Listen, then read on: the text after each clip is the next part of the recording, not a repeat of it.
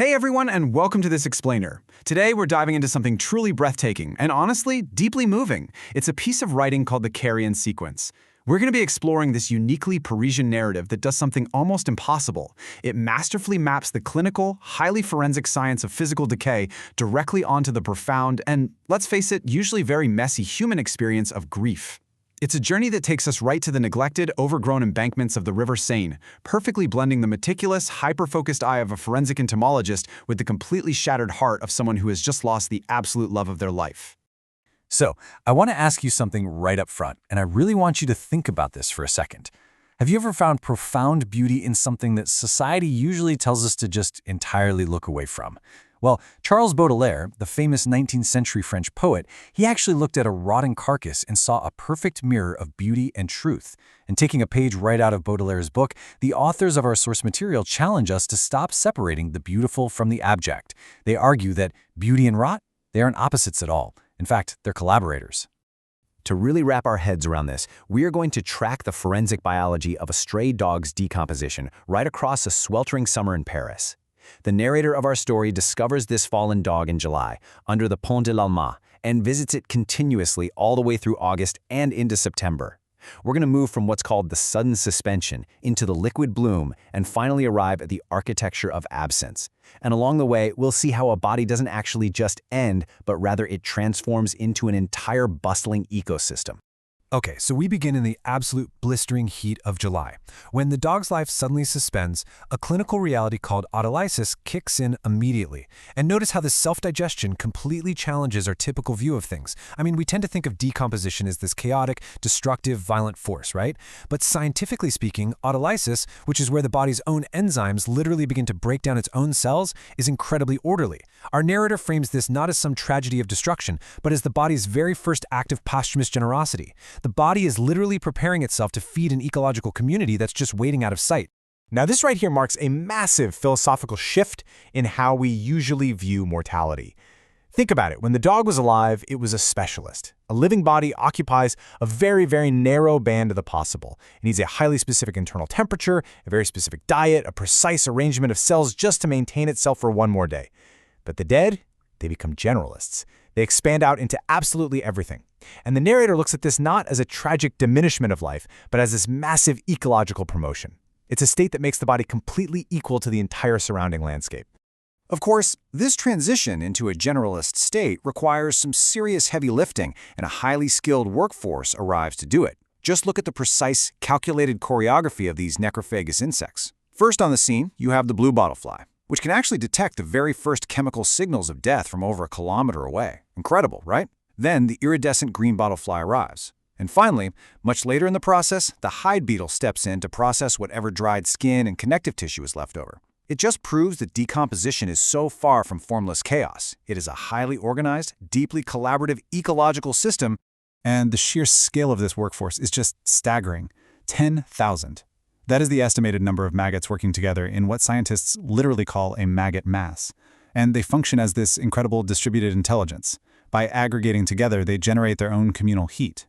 They can actually get up to 15 degrees Celsius warmer than the ambient Parisian air around them. But maybe the most fascinating detail is that this writhing mass produces a distinct audible sound. Researchers describe it as a continuous dry crackling.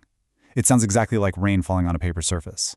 But as our narrator is observing all of this intense biological activity, we finally learn the real reason he's spending his entire summer watching a dog decay. He is carrying this overwhelming, suffocating grief. You see, he recently lost his partner of 16 years, Isabelle. And Isabelle was a brilliant botanist at the Jardin des Plantes in Paris.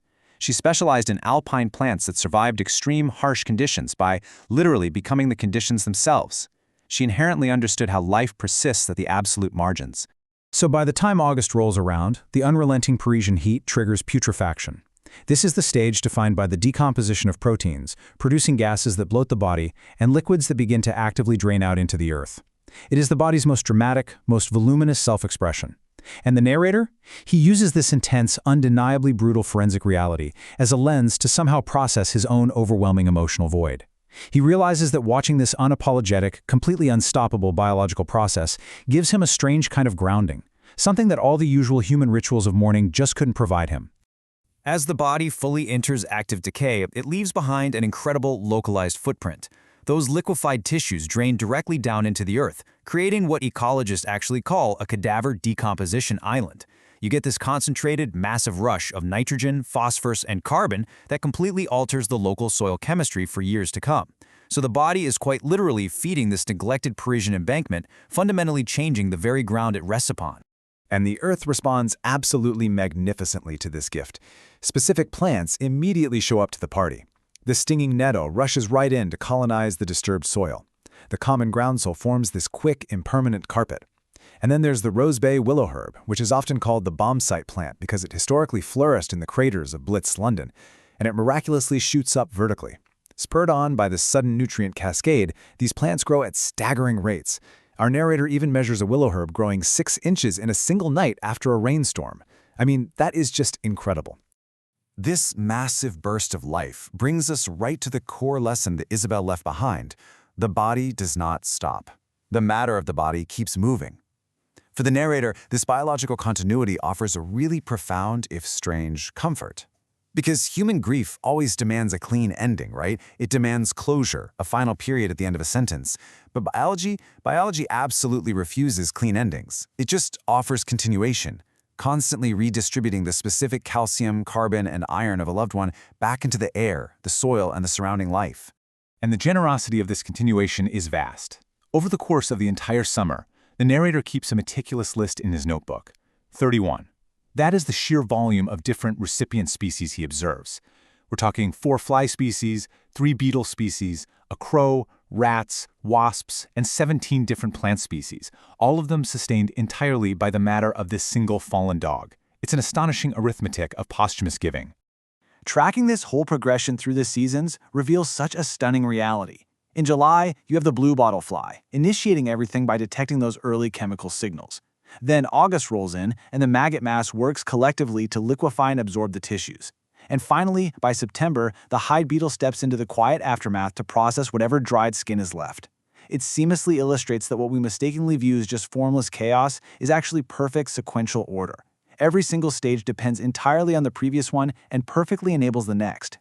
Eventually, the intense, suffocating heat of August finally breaks, and we are welcomed into September's cool, golden relief. And this brings us to skeletonization.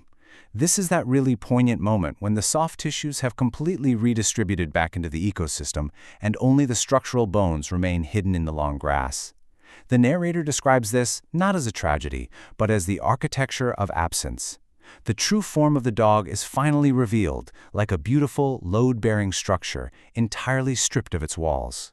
Isabelle once told the narrator that a living tree replaces almost all of its physical cells over time, yet it remains the exact same tree. The identity of a living creature really lies in its pattern, its arrangement, its choices, not its temporary physical material. As this beautiful quote captures so perfectly, the pattern remains. The material has gone back to the available. In September, the dog's physical material has been graciously given back to the earth, but the beautiful pattern of its ribs and spine remains. As the explainer reaches its climax, we get this incredibly striking visual. On a late September evening, the narrator kneels down beside the skeleton. The sun is setting right behind him, casting his shadow forward. And he notices that his shadow aligns perfectly with the dog's skull. The skull is resting there in the rich, dark soil, and inside its empty eye socket, these small, brilliant white chickweed flowers have bloomed. In this breathtaking moment, staring into an eye socket filled with brand new life, the narrator finally sees his own reflection in the cycle of nature. He finds peace right in the middle of his grief. Which leaves us here. The Carrion Sequence proves that death is not a disappearance at all. It is a brilliant, highly choreographed redistribution of matter. It asks us to look really closely at the things we instinctively shy away from and to find the deep, ecological love hidden in decay. So I want to leave you with this deeply provocative question to ponder. When your pattern finally dissolves, how will you view your own inevitable return to the available? Thank you so much for joining me for this explainer, and I really hope you never look at the natural world the exact same way again.